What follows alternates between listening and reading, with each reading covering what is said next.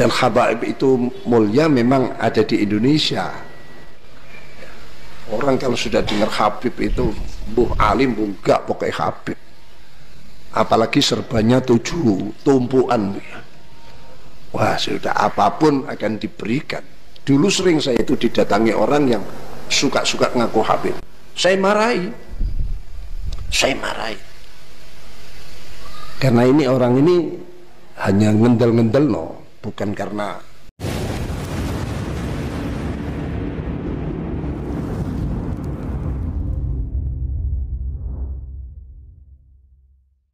Kiai Haji Syukron Ma'mun rahimahullahu ta'ala akhirnya mendukung tesis Kiai Haji Imaduddin Uthman Al-Bantani. Alhamdulillah, alhamdulillahilladzi bini'matihi tatimmus sholihat. Kami Al-Fakir Tawam Alim, salah satu sahabat karib dari Kiai Haji Imaduddin Uthman Al-Bantani, sedang sowan teng dalem ke rumahnya beliau Kiai Haji Syukron Ma'mun di Pondok Pesantren Darul Rahman Depok. Alhamdulillah, beliau sangat welcome. Kami Al-Fakir Tawam Alim bersama istri bahkan diajak keliling. Beliau sendiri Kiai Haji Syukron Ma'mun yang nyupir. Jadi kami disupiri nih keliling-keliling Pondok Pesantren Darul Rahman di Depok. Alhamdulillah, Kiai Haji Syukron Ma'mun sehat walafiat, dan beliau sekali lagi tidak membenci tesis Kiai Haji Imaduddin Uthman Al-Bantani, dan beliau sebenarnya juga tidak begitu muhibbin terhadap para habaib, karena sudah mulai banyak kritikan-kritikan beliau terhadap para habaib. Karena para habaib ini sering mengadakan acara dan orang-orang pribumi yang harus hadir. Tetapi tatkala orang-orang pribumi, kiai-kiai pribumi ini yang mengadakan acara, ya para habaib itu enggan untuk datang, Kalau seandainya datang pun harus menjadi tamu kehormatan.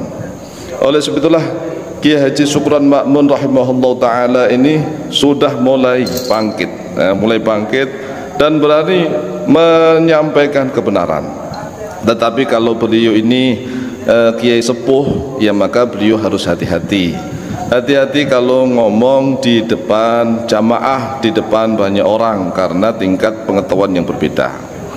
Tetapi intinya beliau kalau pribadi, ngomong pribadi dari hati ke hati, begitu, tidak dari panggung ke panggung. Beliau ngomongnya ya begitu, apa adanya. Jadi tesis Kiai Haji Imaduddin Uthman Al-Bantani itu sebenarnya mendapatkan dukungan dari siapapun kalau memang suara hati yang berbicara. Jadi suara hati yang berbicara itulah sebenarnya tidak bisa menolak tesis dari Kiai Haji Imaduddin Uthman Al-Bantani. Dan semoga semakin banyak para kiai sepuh yang selama ini suudon terhadap tesis dari sahabat karib kami Kiai Haji Imaduddin Uthman Al-Bantani, mudah-mudahan berubah berbalik husnudon. Karena selama ini kan husnudon para kiai sepuh NU di Indonesia ini terhadap nasab para habaib alwi bersambung kepada Rasulullah SAW. Ini husnudon mereka, husnudon para beliau-beliau para kiai NU. Nah, sekarang harus diterapkan juga husnudon terhadap tesis Kiai Haji Imaduddin Uthman Al-Bantani. Sudah saatnya kebenaran itu harus ditampakkan, karena segala sesuatu itu kan ada dasar, ada standarnya. Sedangkan para ulama sudah menulis ribuan kitab. Nah, ribuan kitab itulah yang menjadi salah satu rujukan, sehingga kita sebagai warga Nadiyin tidak boleh sedikit-sedikit alergi dengan ada orang yang berani atau dikatakan nekat. Nah, Kiai Haji Syukron Ma'mun sendiri juga pada awalnya ya harus hati-hati karena ini menyangkut masalah tradisi kita selama ini. Tradisi kita selama ini ya sudah harus takdim, hormat, melayani segala apa yang diinginkan oleh kaum habaib alwi. Kalau saya sih tidak bela sana, cuma kalau ketemu Habib sudah Habib. Yang penting panjenengan takwa Allah, pasti tidak akan berubah. Orang takzim, cinta pada habaib, kan nilai takwanya sebetulnya yang bukan Habibnya. Nilai takwa, ya Habib ada nilai, tapi takwanya ini yang menentukan. Bagi kelompok yang ini, ya kalau tujuannya adalah penggalian ilmiah, ya, untuk menggali, ya, karena ini dalam tataran ilmiah, mencari nasa, akhirnya buka kitab-kitab yang lama-lama, ya kan pasti ketemu kalau ilmiah. Tapi syaratnya jangan ada caci maki, jangan ada menjatuhkan. Kan bagus kalau nemu ini kok nasabnya menurut saya putus, datanglah ke dibuat mudzakarah di situ, gimana ini terus disaring mencari, terus mencari, ketemu nanti. Kalau urusan ilmiah ketemu.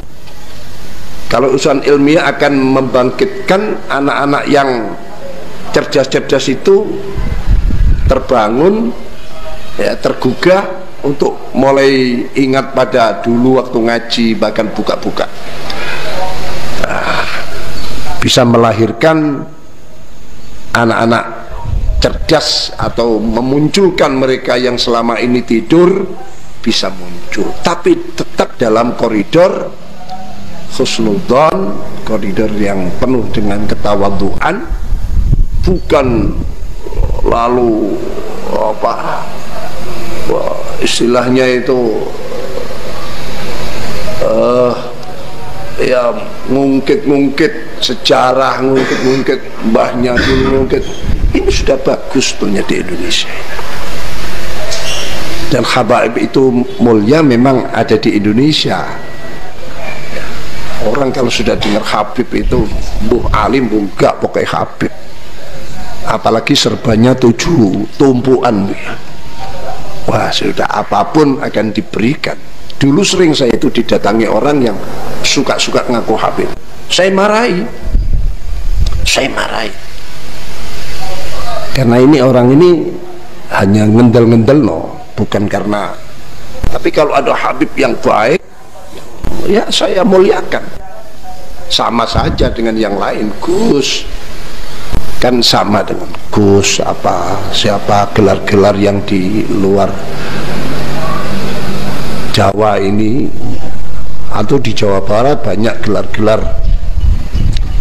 yang begitu, semua nilai akhlak dan prakteknya. Jadi kalau menurut saya lebih baik sudahlah diduduk bersama, ya, kalau belum ketemu ya cari sampai ketemu, pasti ketemu. Kalau itu dasarnya ilmiah pasti nanti ketemu. Nah, mengapa beliau Kiai Haji Sukron Ma'mun rahimahullah ta'ala mendukung tesis Kiai Haji Imaduddin Uthman Al-Bantani? Begini wahai saudaraku kaum muslimin wal muslimat rahimakumullah, kita berikan gambaran bahwa Kiai Haji Imaduddin Uthman Al-Bantani sudah memetakan syuhra wal istifadah dua kali artinya mulai tahun 400 Hijriah sampai tahun 900 Hijriah. Syuhra wal istifadah bahwa hanya 3 orang saja anak dari Sayyid Ahmad Al-Muhajir bin Isa, hanya 3 orang ini syuhra wal istifadah, yaitu Muhammad, Ali dan Husain. Hanya 3 orang saja. Sekali lagi ini adalah syuhra wal istifadah selama 500 tahun. Inilah yang sah.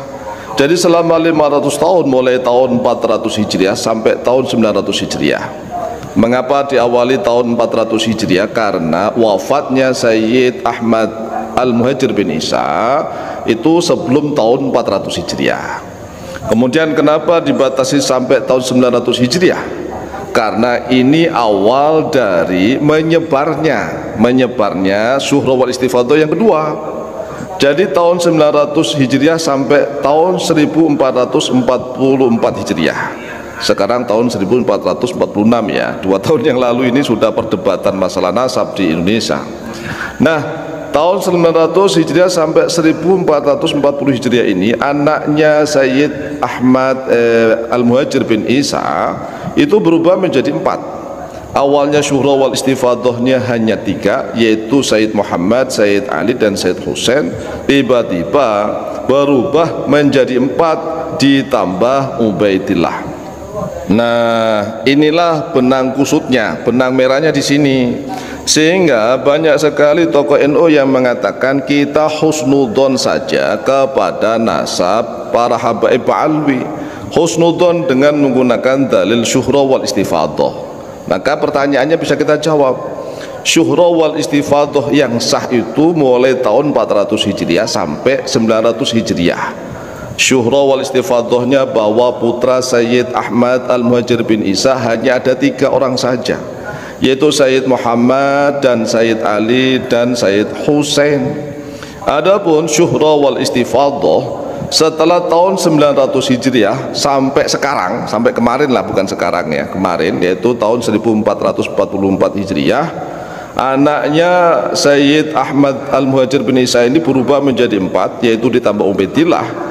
Inilah syuhra wal istifadhah kedua selama kurang lebih 500 tahun juga yang tidak sah alias batal. Jadi syuhra wal istifadhah yang sampai kita kemarin, inilah yang batal.